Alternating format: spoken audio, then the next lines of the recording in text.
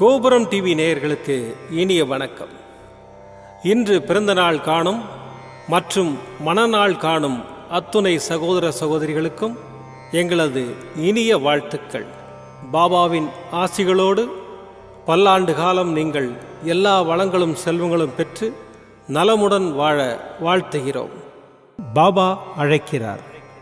அவரின் பொன்மொழிகளை கேட்பதற்காக, நம் பிரச்சனைகளை தீர்த்து வைக்கும் அற்புதமான கூட்டு பிரார்த்தனை செய்வதற்காக, மேலும் மனம் ஒருநிலைப்படவும் மனம் அமைதி பெறவும் அற்புதமான தியானம் செய்யவும் பாபா அழைக்கிறார்.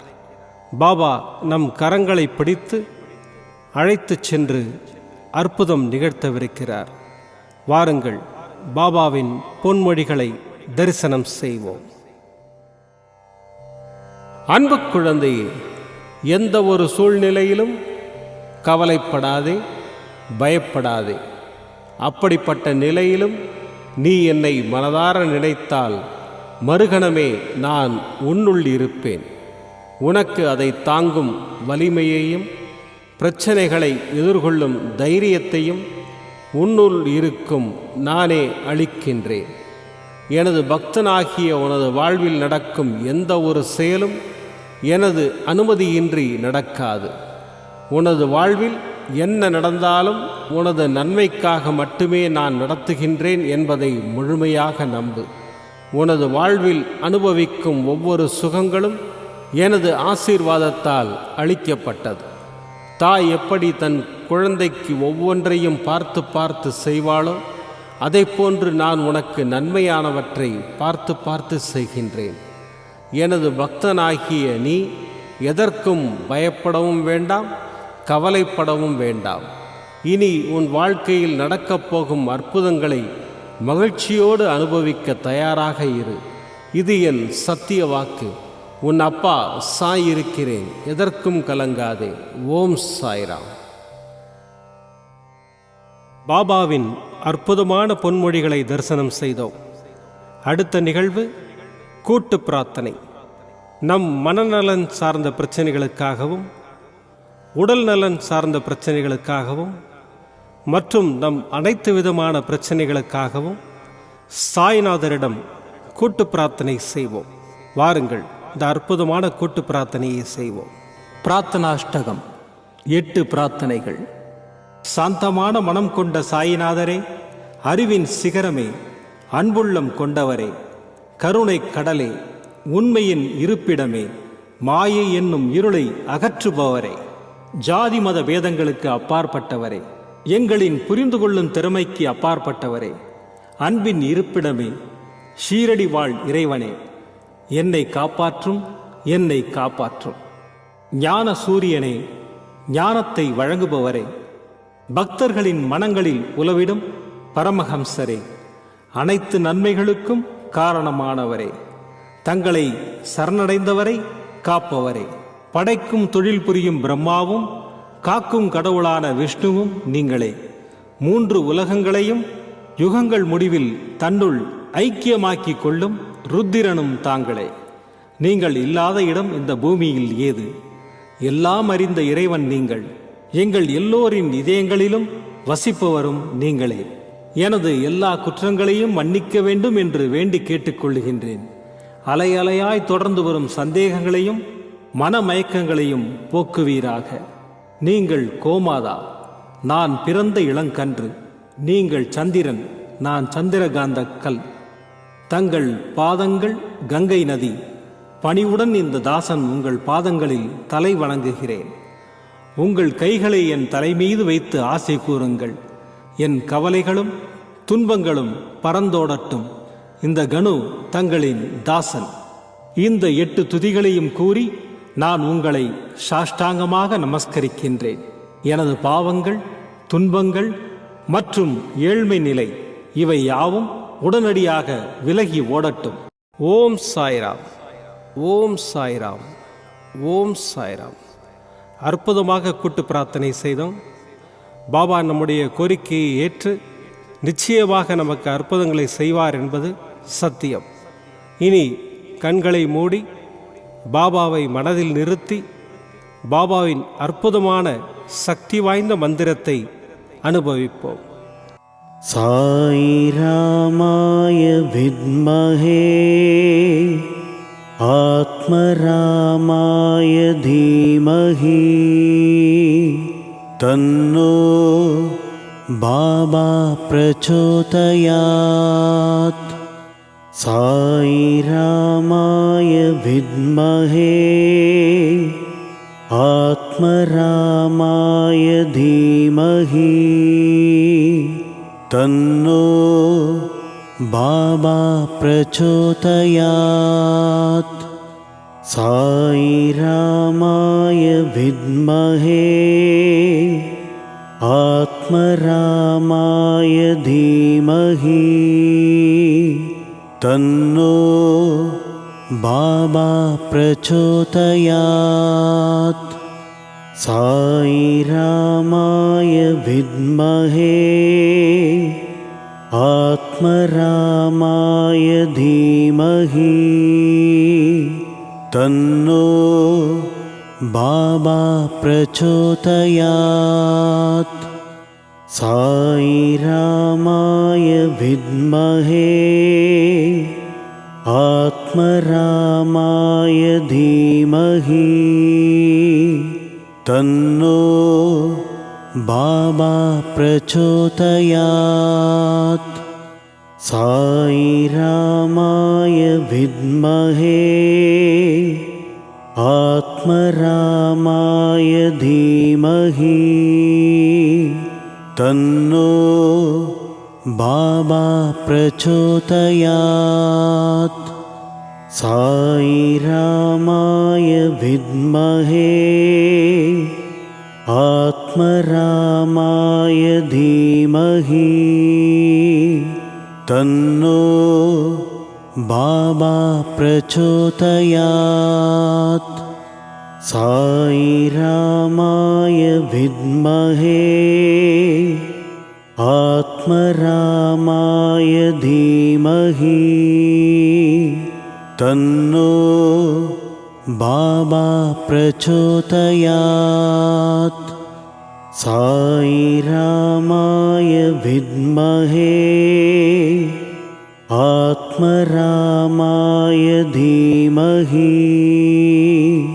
தன்னோ பாபா பிரச்சோதயாத்.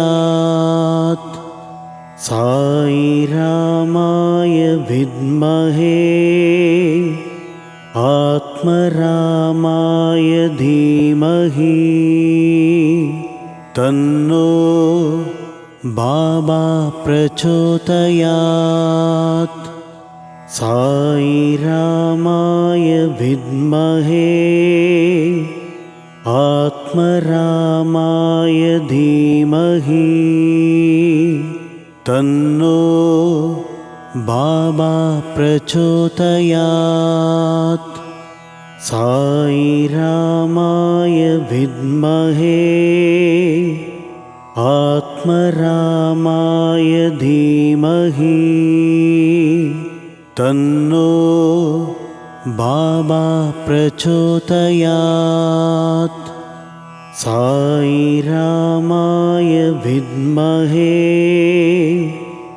ஆத்மராமாய தீமஹி தன்னோ பாபா பிரச்சோதயாத்.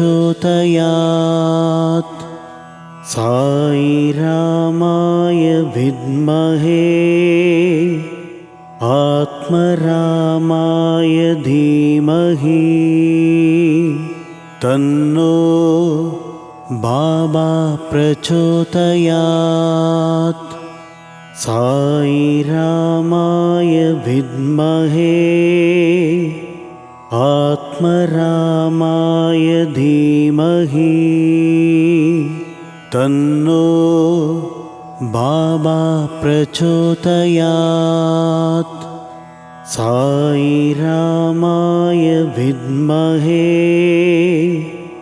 ஆத்மராமாய தீமஹி தன்னோ பாபா பிரச்சோதயாத்.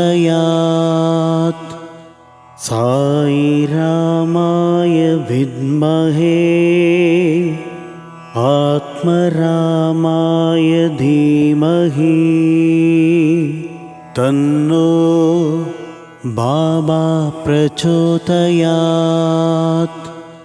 साई रामाय विद्महे आत्मरामाय धीमहि तन्नो बाबा प्रचोदयात्। साई रामाय विद्महे आत्मरामाय धीमहि तन्नो बाबा प्रचोदयात्। साई रामाय विद्महे आत्मरामाय धीमहि तन्नो बाबा प्रचोदयात्। साई रामाय विद्महे आत्मरामाय धीमहि तन्नो बाबा प्रचोदयात्। साई रामाय विद्महे आत्मरामाय धीमहि तन्नो बाबा प्रचोदयात्। साई रामाय विद्महे आत्मरामाय धीमहि तन्नो बाबा प्रचोदयात्। साई रामाय विद्महे आत्मरामाय धीमहि तन्नो बाबा प्रचोदयात्। साई रामाय विद्महे आत्मरामाय धीमहि तन्नो बाबा प्रचोदयात्। साई रामाय विद्महे आत्मरामाय धीमहि तन्नो बाबा प्रचोदयात्। साई रामाय विद्महे आत्मरामाय धीमहि तन्नो बाबा प्रचोदयात्। साई रामाय विद्महे आत्मरामाय धीमहि तन्नो बाबा प्रचोदयात्। साई रामाय विद्महे आत्मरामाय धीमहि तन्नो बाबा प्रचोदयात्। साई रामाय विद्महे आत्मरामाय धीमहि तन्नो बाबा प्रचोदयात्। साई रामाय विद्महे आत्मरामाय धीमहि तन्नो बाबा प्रचोदयात्। साई रामाय विद्महे आत्मरामाय धीमहि तन्नो बाबा प्रचोदयात्। साई रामाय विद्महे आत्मरामाय धीमहि तन्नो बाबा प्रचोदयात् साई रामाय विद्महे आत्मरामाय धीमहि तन्नो बाबा प्रचोदयात्. மீண்டும் நாளை காலை இந்த அற்புதமான பாபா அழைக்கிறார் நிகழ்ச்சியில் சந்திப்போம். நன்றி, வணக்கம். விதமான பக்தி நிகழ்ச்சிகளை உங்களுக்காக தந்து கொண்டிருக்கிறது உங்கள் கோபுரம் டிவி. உங்களுக்கு பிடித்த நிகழ்ச்சிகளை லைக் செய்யுங்கள், உங்களுக்கு பிடித்த மாணவர்களுக்கு ஷேர் செய்யுங்கள். மேலும் சப்ஸ்கிரைப் செய்வதோடு மட்டுமல்லாது அருகில் இருக்கும் பெல் பட்டனை கிளிக் செய்து கோபுரம் டிவி நிகழ்ச்சிகளை உடனுக்குடன் தெரிந்து கொள்ளுங்கள். மற்றும் ஒரு மகிழ்ச்சியான செய்தி, கோபுரம் டிவி ஆப்பை கூகுள் பிளே ஸ்டோரில் ஃப்ரீ டவுன்லோட் செய்து கோபுரம் டிவி நிகழ்ச்சிகளை தொடர்ந்து கண்டுகளியுங்கள். பாருங்கள், ரசியுங்கள், பரவசமடையுங்கள். gopuramtv.com. பக்திமயம்.